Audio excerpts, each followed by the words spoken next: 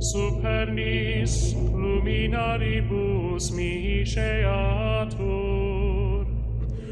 flammas eius Lucifer matutinus inveniat, ille in quam Lucifer qui nescito casum, Christus filius tuus, qui regressus ab imperis, humano generis serenus iluxit, et tecum vivit et regnat in saecula.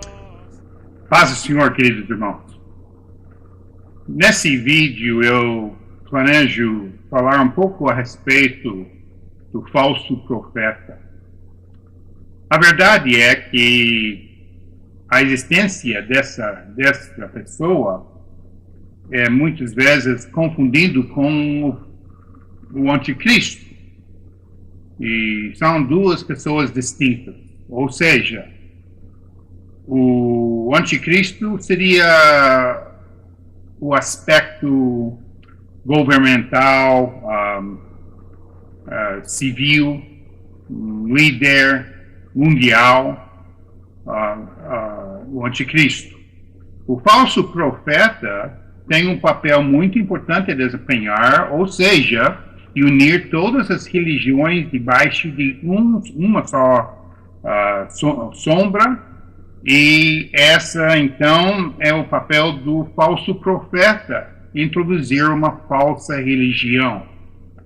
Então eu quero olhar nisso. É interessante que tudo que Deus fez é bom, tudo que Deus faz é bom, tudo que Deus fará é bom, tudo que o diabo fez é perversão, tudo que o diabo faz é perverso.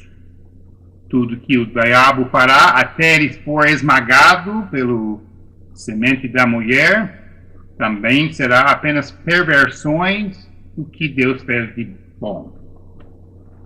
Sendo assim, até a trindade ele imitou. Tem uma trindade infernal. Nesse site eu refiro muito a essa trindade infernal. Seria Satanás, imitando ser Pai Celestial. Seria então o anticristo, o filho dele, e também o falso profeta, o espírito. Eu sei que não é igual em qualquer forma, mas num certo sentido é muito parecido. Tudo que o diabo tenta imitar de Deus, às vezes engana até os próprios eleitos quando possível. Então, ele tenta até imitar o nosso Deus Trino. Sendo assim, eu quero olhar especificamente para a personagem profética do falso profeta, porque eu creio que ele já se revelou. Aliás, quando eu vi esse vídeo, assisti esse vídeo pela primeira vez no início desse ano de 2016, eu fiquei de boca aberta. Eu coloquei versões dessa vídeo, eu gravei do Vaticano, no canal do Vaticano, e coloquei várias versões nesse canal, nesse site, no canal YouTube, vários canais que eu utilizo, e eu fiquei impressionado com a falta de acesso. Parece que não teve sucesso, e para mim, aquele vídeo do Vaticano, produzido esse ano, introduzido em dezembro do ano passado, janeiro desse ano, para mim era coisa chocante. Eu já estava de olho no Papa Francisco como sendo algo de extrema... por exemplo, quando o Papa Benedito se aposentou, foi a primeira vez, irmão, em 600 anos Ou seja, antes que Pedro Alves Cabral descobriu o Brasil, irmãos, é chão, é 600 anos e de repente um Papa se aposenta. Isso já me chamou a atenção. Eu já estava de olho no próximo Papa por causa da profecia de Malaquias. São Malaquias. Agora, tem alguns que falam que o Malaquias era um falso profeta, mas não, pode ser até. Talvez esse é um grande esquema do diabo. Não estou argumentando esse ponto. Só tem que entender, quando o profeta Malaquias deu a sua profecia, não tinha igreja protestante. Isso era centenas de anos antes de Martinho Lutero. E vai me dizer que durante aqueles 1500 anos da história da igreja não tinha fiéis?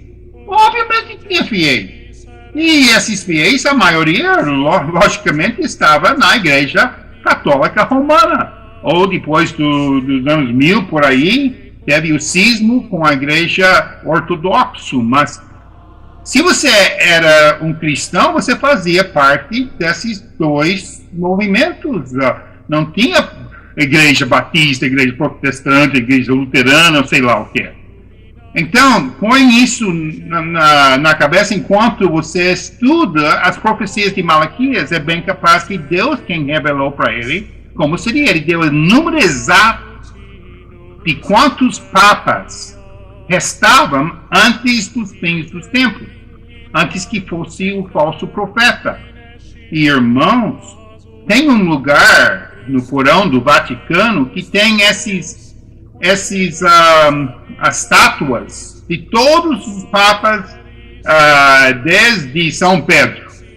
E restava com o Papa Bento, Papa Bento, restava mais um. Então todo mundo que sabe conhece essas profecias, e eu estava a par dessas coisas, estava de olho quando ia acontecer que o Papa Bento iria falecer e ia ser substituído. Quando ele, de repente, do céu azul, em 2013, simplesmente anunciou a aposentadoria dele. Aliás, o dia que isso aconteceu, relâmpago, uma foto que está em toda a internet sobre o raio de relâmpago que atingiu o Vaticano. É uma foto que você está vendo aqui. Essa foto aí está em todo a internet. Aconteceu justamente quando o Papa Bento renunciou ao cargo. Isso é incrível, irmãos. Então, quando o novo Papa assumiu, eu estava com um pulga atrás da orelha do tamanho de Goiás. Eu falei, acho que esse vai ser o falso profeta. Bem, o fato que o Papa Francisco é um primeiro Papa em 2000 anos de história, primeiro Papa a ser um jesuíta. Eu não sei dos irmãos, eu não tinha muito conhecimento dos jesuítas até então.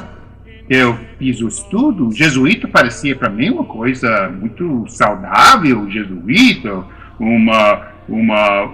padres da ordem jesuíta eram padres mais dedicados, mais, sei lá, era minha impressão. Quando eu fui sondar, esse era primeiro Papa jesuíta, isso chamou atenção. Primeira vez que um Papa sai do cargo ainda vivo, primeira vez em 600 anos. Quando essas coisas começam a acontecer, você fala, poxa, tem coisa aí. E tem, irmãos. Os jesuítas é que controlam as finanças do Vaticano. Aliás, os jesuítas, se você for pesquisar, foi um padre jesuíta que escreveu, foi o escrivão do Hitler para Mein Kampf. Foi um padre jesuíta. O padre jesuítas estava na frente da teologia da libertação, que pegou nos anos 60, 70, 80, na América do Sul, fulminante. Qual é a teologia da libertação? É que tem que ter justiça a qualquer preço, mesmo que você pisa, mata, causa guerra, você tem que ter justiça para os pobres, para os... E o Papa Francisco, vindo de Argentina, estava bem à frente desse movimento da teologia da libertação. Então, quando ele foi eleito, eu já estava de olho nele. E, irmãos, eu vou ser bem franco. Por mais que eu estudava acerca dele, por mais que eu observava as atitudes dele, as palavras dele, eu fiquei impressionado. Falei, acho que esse homem não pode ser o falso profeta.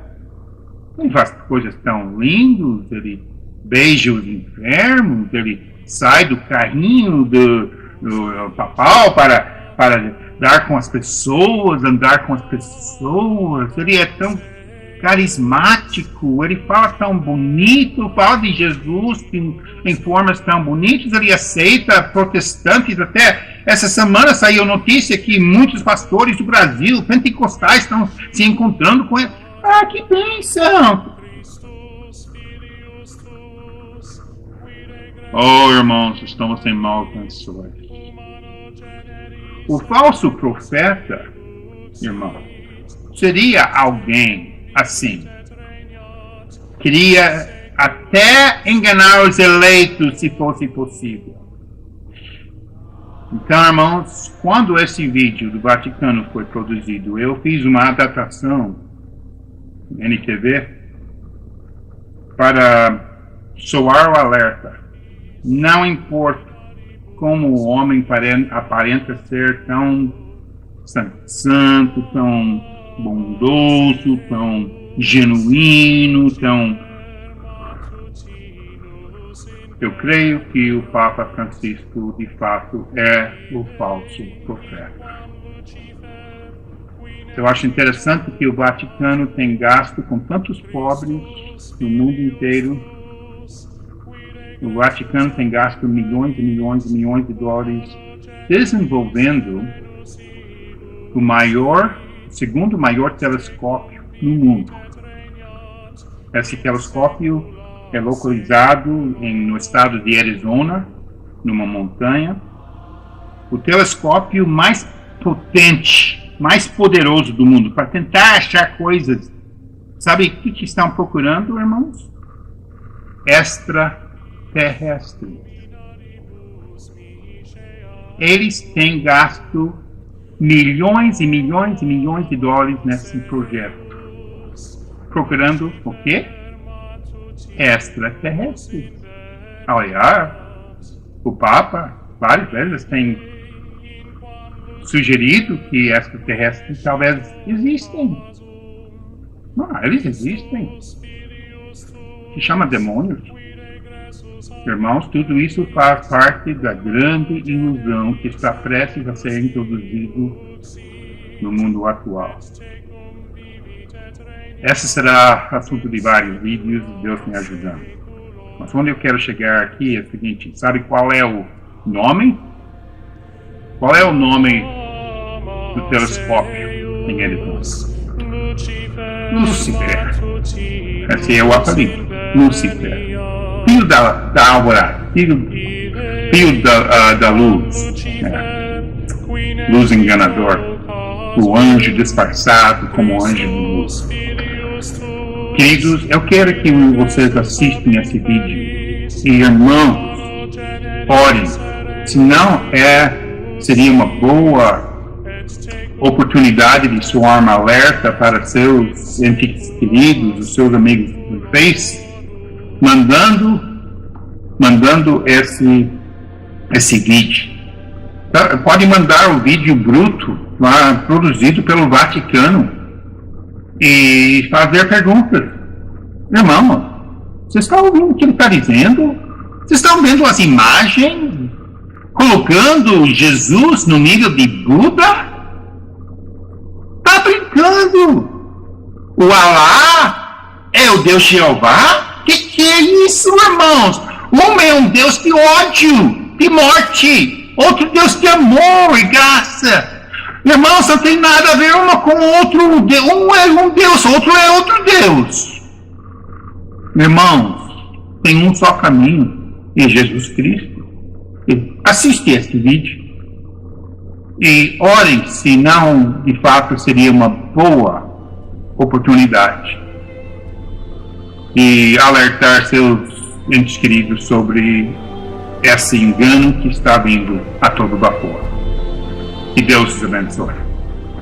Maranatha. La mayor parte de los habitantes del planeta se declaran creyentes. Esto debería provocar un diálogo entre las religiones. No debemos dejar de orar por él y colaborar con quienes piensan distinto. Confío en Buda. Creo en Dios. Creo en Jesucristo. Creo en Dios, Alá. Muchos piensan distinto, sienten distinto, buscan a Dios o encuentran a Dios de diversa manera.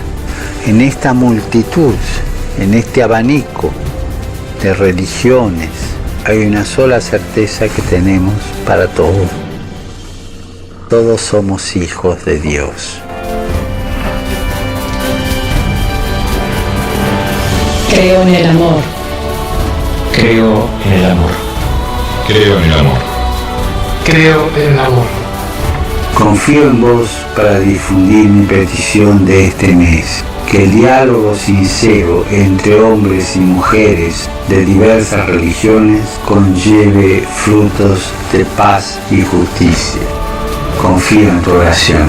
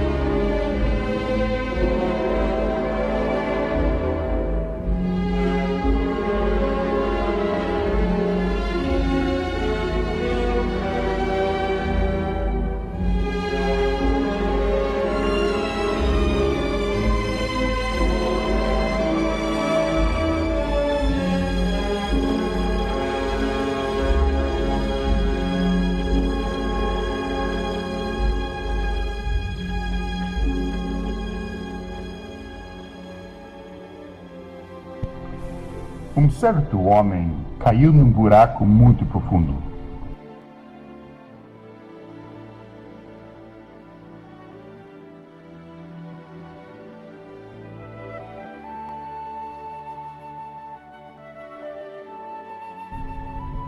Ele tentava fazer tudo para se livrar, mas sem qualquer sucesso.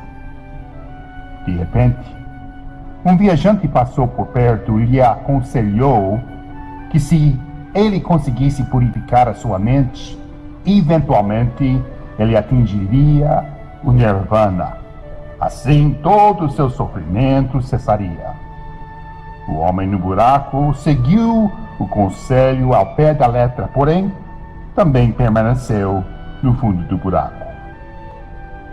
Outro viajante apareceu e lhe explicou que o buraco nem sequer existia e que, de fato, o homem em si não era algo real. Tudo não passava de uma ilusão. Porém, o homem que não era real continuava no buraco que não existia. Outro viajante chegou na abertura do buraco para dizer ao homem no fundo do poço que a única forma dele sair do buraco era para realizar boas obras e assim elevar a karma. Dessa forma, mesmo que ele viesse a morrer ainda no buraco, ele poderia ser reencarnado numa próxima vida livre do buraco. Porém, o homem continuou no buraco. Outro viajante apareceu no alto do buraco e afirmou que a única esperança que o homem no fundo do poço tinha para ser liberto era rezar 5 vezes por dia de frente para o leste e que obedecesse 5 mandamentos fundamentais. Se o infeliz fosse fiel em seguir todas as instruções, talvez um dia o divino o libertaria. O homem seguiu essas instruções até que ficou exausto e finalmente desistiu, observando que, mesmo assim, ele continuava no buraco.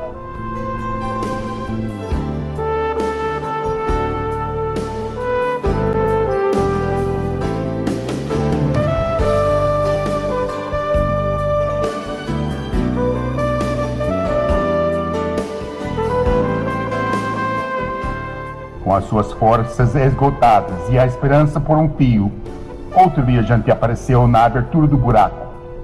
Esse viajante, porém, aparecia bem diferente dos outros.